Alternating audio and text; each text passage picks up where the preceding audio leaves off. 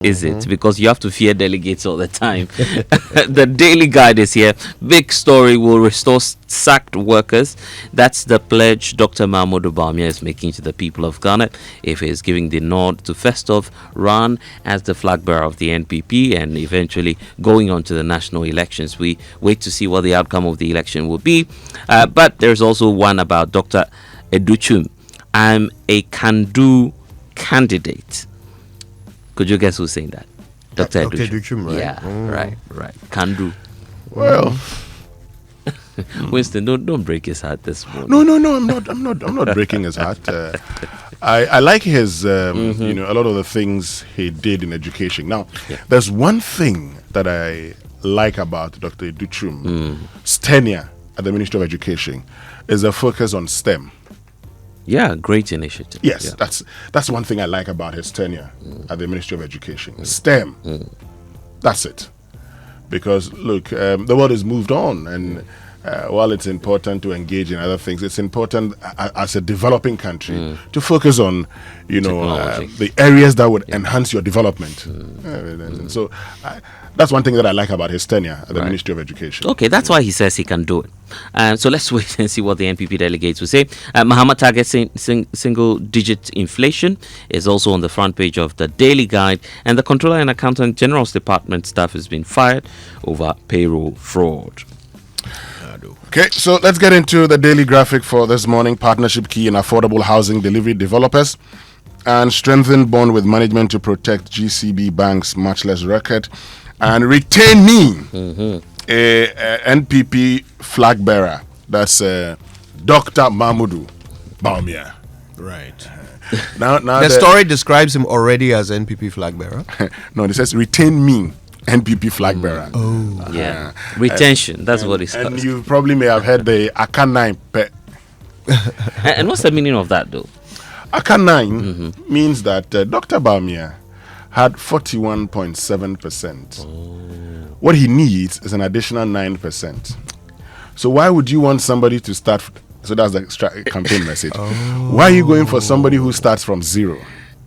When he has already got, you know what? When he already has 41%. There's an interesting rebuttal from the Ken camp. Okay. Kwesi Kwarteng says, and I'm just quoting what he posted on Facebook. He says, the idea that someone has 41% of the votes in waiting is not only flawed but illogical, because by that same reasoning, you're saying that the NDC could also claim that they have 56% in waiting in terms of the votes. So that's how the Ken campaign is also deflating or attempting to deflate what it is that Dr. Mahamudu Bawumia's team is saying.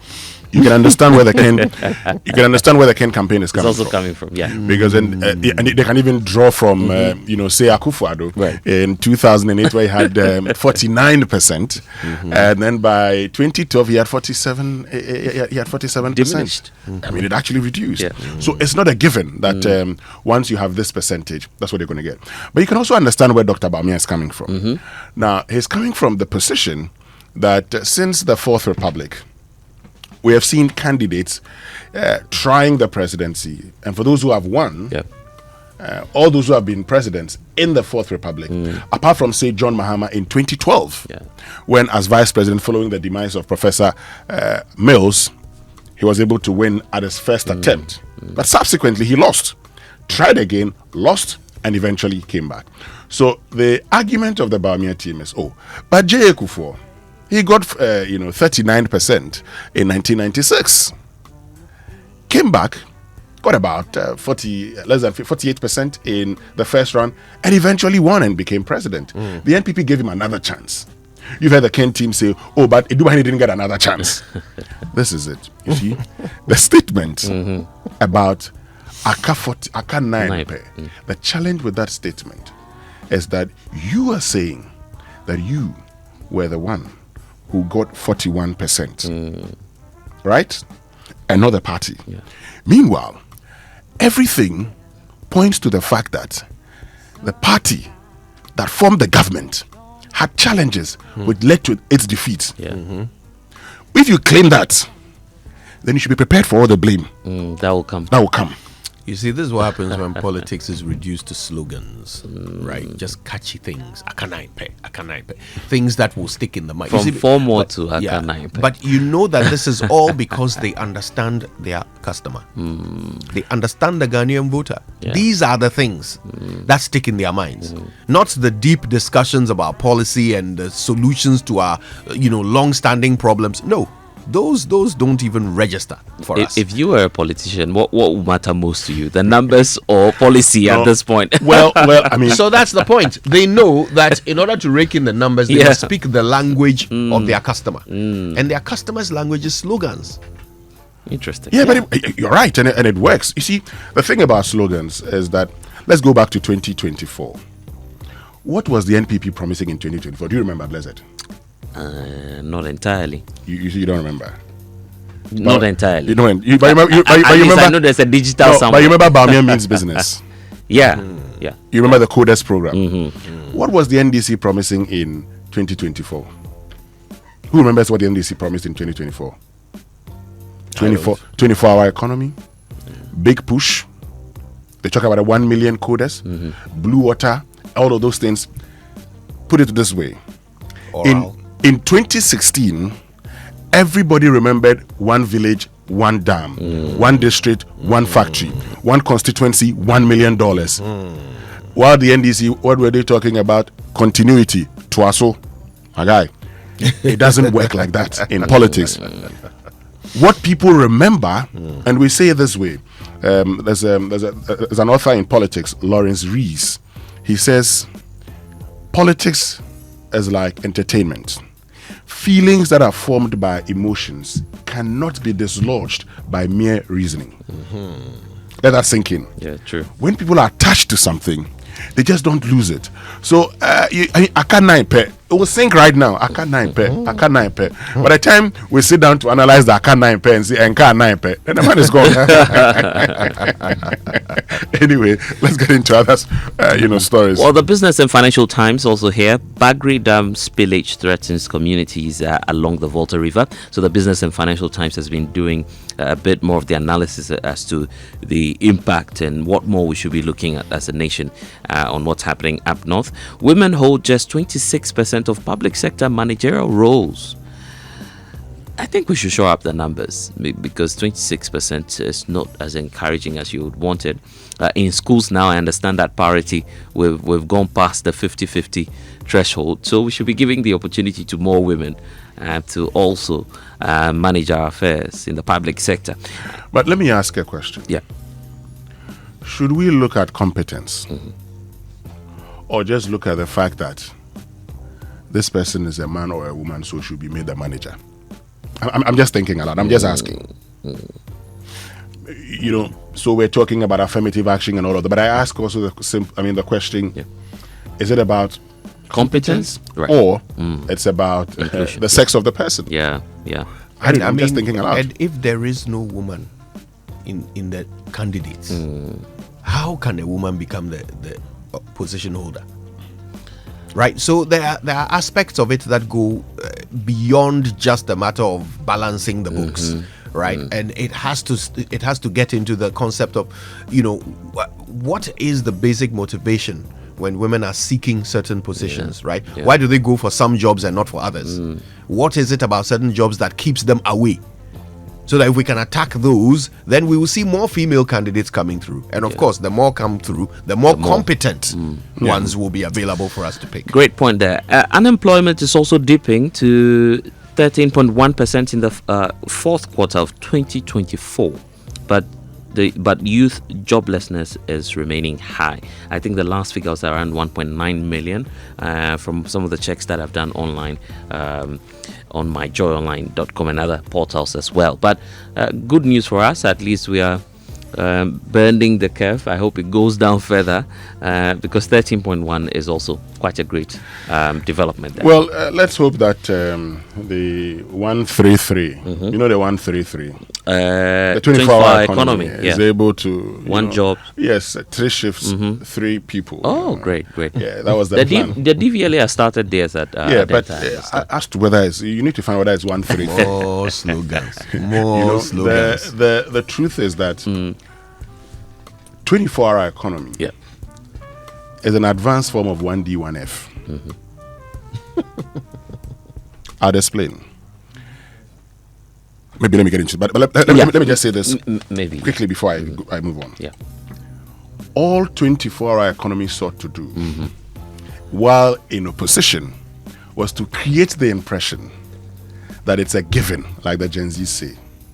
Now in government, they say it is going to be private sector led, which is true. The private sector is expected to lead this. So if the private sector is going to lead, you see, I would incentivize them to do this. But who says that the private man would be willing to just do a 1-3-3 and that's the end of it? Sometimes I can actually do one job, 2 shifts. Sometimes I can actually, in the evening, reduce the number of people who will be working. So it's not as easy as we portray it. Okay? But also, when the state says, I want to run a 24-hour passport service, that can be done. I ask, what efficiency analysis was done to arrive at the decision? Kojo here lived in England. When he was going for his national insurance card, he filled the form online. He was invited. His time had been given. You're going to spend about 20 minutes with whoever. After 20 minutes, you go home and wait for your card. Why is that difficult for us to do? Why is it difficult for us to say, okay, I, Winston Amwa, I've been booked to show up at the passport office at this time. If I cannot show up, I should be able to say, I cannot show up at this time. Once I show up, in 20 minutes, I should be done with and my passport delivered to me. Why is that so difficult? Why is it difficult, for instance, for you to acquire a driver's license, so that the DVLA would then say, I am going to do it I'm going to start a 24-hour service. Go to the prestige service cantonment. My guy, you will finish in no time. So if people can pay more money and get the service done, it means that we can actually get the service done without paying more money. But you see, who should come and solve the problem so that Guru Boy will not eat again? Well, but so that's why I say this is just another form. It's an advanced form of 1D, 1F. Let's get to the Overseer newspaper. Mahama secures 10,000 bed student hostel for University of Ghana in Singapore deals. My focus is on the grassroots. That's Brian Acheampong. And NPP shamelessly projecting Bawumia as establishment choice. Agyapong campaign. And the Greater Accra Regional Minister, Linda Okulu, calls MMDCEs to order. Now, she's been telling them that some of you go to your offices, you've turned your office into, party grounds.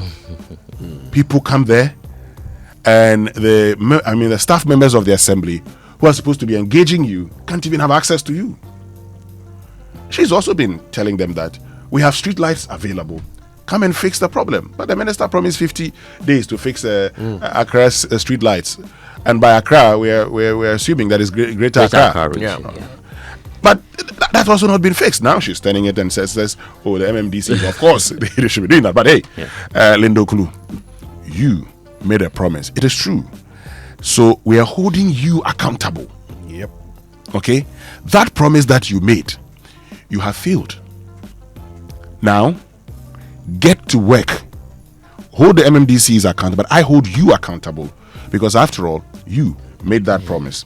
Ghana's unemployment rate drops slightly. Youth joblessness remains high. Ghana Statistical Service.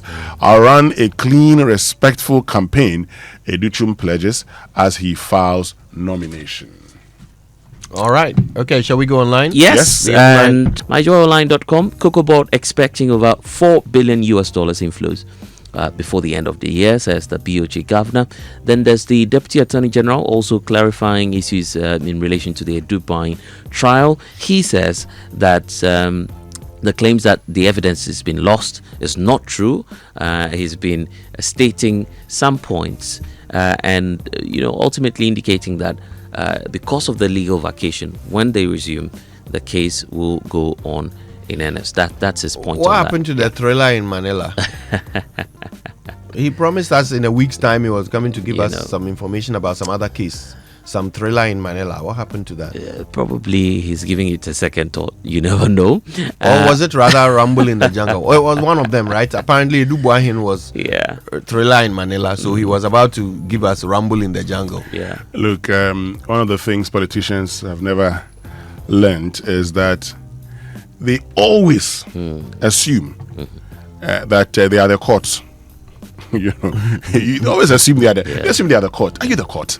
You're going to court. Wait, when you get there, Let the decision. let the court make the decision. Why? Atufos and Jakba, they were taken to court. The court freed them. The court freed them. The court said no, they didn't have a case to answer. Wait, you've taken somebody to court. The fact that you take a man to court doesn't mean the man is guilty. Yeah. Relax. Well, And Kojo, you've also been doing this conversation on the opioids. Yes. FDA saying that opioids are essential pain relief givers, but they pose a high addiction risk. Yeah. And it shows why, of course, that's on the rise in many of the universities or tertiary institutions that we have. Let's do briefly City Newsroom before we go. Their bigger story is about Agboglushi onion markets to be decongested again as encroachers return. You recall this was Henry Cortez' special operation, but now that effort is just gone down the drain. I'm just wondering how we can put an end to this. They are back there. Okay, helicopter crash. International investigators arrived to assist the probe. That's also what you'd find when you log on to citynewsroom.com. And also NPP presidential race campaign with unity and respect. That's from Osahin Afenyo marking to aspirants. He's not taking sides, is he? I haven't heard him take sides. I haven't heard him. I think he wants to play safe. Now that he's minority leader, I think that Sahine would just wait and support whoever the NPP elects as flag bearer. What a strategic politician! No, Sahine is always like that. Sahine is very strategic. You understand? Look, in 2004, Osahine had been, he wanted to go and represent the people of Efutu in Parliament. Then, in 2004, he tried, but then they asked him to step down after he had even won the primary. And then in 2008, he didn't contest. Then in 2012, he shows up, wins, and that's him. Yeah. Great guy. Yeah. Strategic guy.